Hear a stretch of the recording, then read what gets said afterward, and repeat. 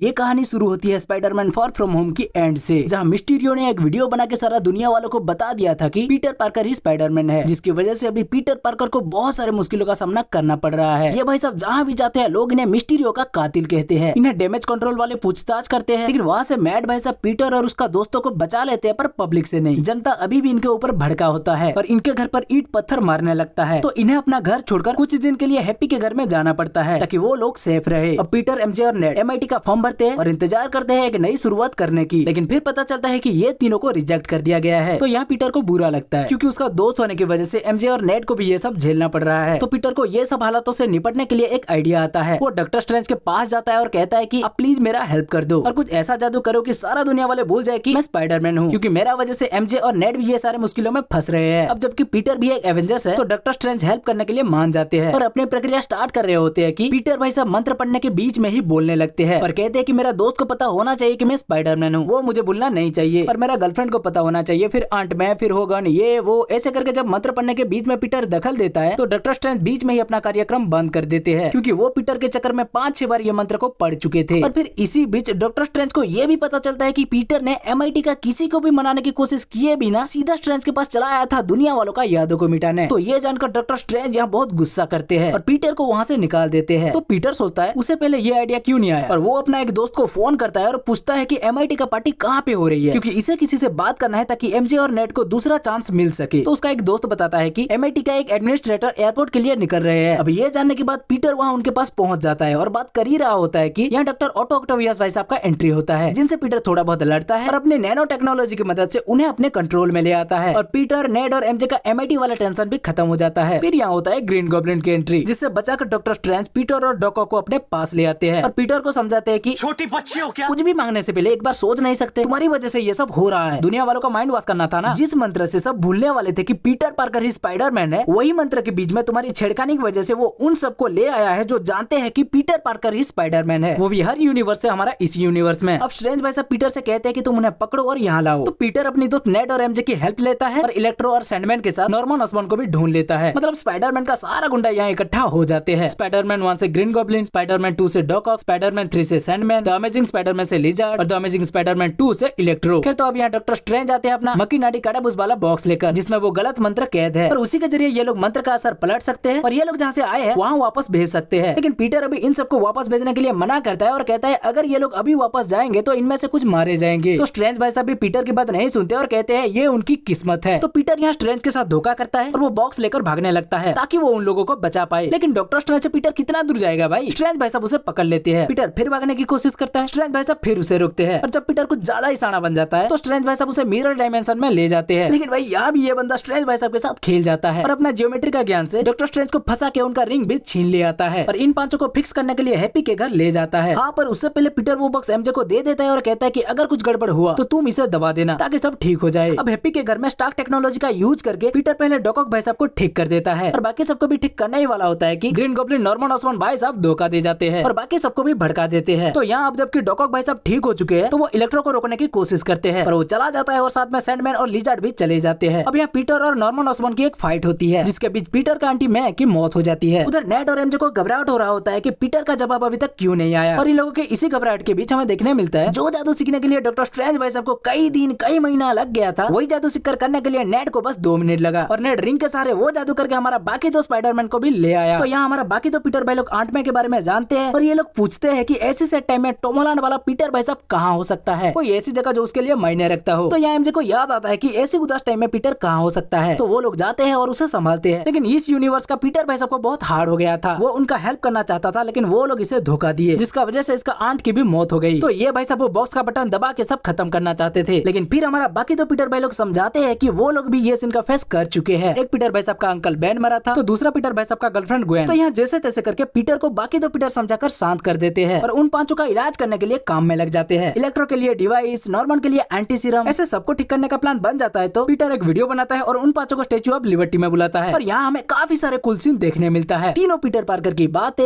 Web से जुड़ने वाला उनका पीठ दर्द और कहाँ कितना बड़ा विलन से लड़ा, स्पेस में लड़ा या अर्थ में लड़ा वगैरह वगैरह। उसके बाद हमें देखने मिलता है धमाकेदार एक्शन जहाँ तीनों स्पाइडरमैन एक साथ मिलकर फाइट करते हैं और बीच में एवेंजर्स वाले भी बात करते हैं। खैर उसके बाद ये लोग सब ठीक कर ही लेते हैं कि वहाँ नॉर्मन ऑसबॉर्न आ जाता है। वैसे यहाँ पीटर तो उसे निपट लेता है, लेकिन ये नॉर्मन ऑसबॉर्न भाई साहब इस बक्से के अंदर एक बॉम्ब फोड़ देते हैं, जिस बक्सा से सब कुछ ठीक होने वाला था। तो यहाँ डॉक्टर स्ट्रेंज भाई साहब का काम बहुत बढ़ जाता है और सब कुछ आउट ऑफ कंट्रोल होने लगता है, जिससे कि फिर से अलग अलग यूनिवर्स का पोर्टल खुलने लगता है। तो यहाँ स्ट्रेंज भाई साहब से पीटर कहता है कि अगर वो पीटर के लिए यहाँ आ रहे हैं तो इसे छोड़कर एक नया मंत्र पढ़िए, जिससे कि सब भूल जाए कि मैं स्पाइडरमैन हूँ। तो स्ट्रेंज भाई साहब कहते हैं सोच लो, सब भूल जाएंगे, चलेगा ना? पीटर कहता है चलेगा। और स्ट्रेंज भाई साहब इस बार बिना रोक टोक के आराम से मंत्र पढ़ते हैं और सारी दुनिया वालों के ब्रेन वॉश करने के साथ साथ बाकी स्पाइडरमैन और उनके गुंडों को भी घर भेज देते हैं। और फिर हमें देखने मिलता है कि एमजे, नेड, हैप्पी सब पीटर पार्कर को भूल चुके हैं। यहीं पर यह मूवी खत्म होती है।